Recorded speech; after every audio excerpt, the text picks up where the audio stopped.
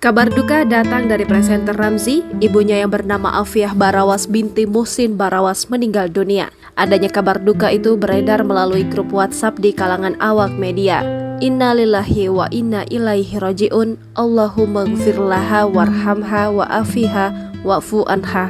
Demikian kabar duka yang diterima awak media pada Sabtu 19 Agustus 2023. Telah meninggal dunia Ibu Afiah Barawas binti Muhsin Barawas pada Sabtu 19 Agustus 2023 pukul 6.00, ibunda dari saudara kami Ramzy host Indosiar. Lanjut tulisan tersebut.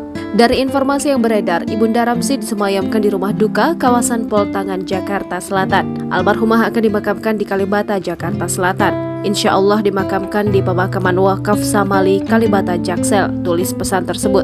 Mohon dibukakan pintu maaf yang sebesar-besarnya, tutupnya. Sementara itu, setelah kabar duka itu beredar, belum ada konfirmasi dari Ramzy maupun sang istri Afi Basalamah. Jangan lupa subscribe, share, komen, dan like ya.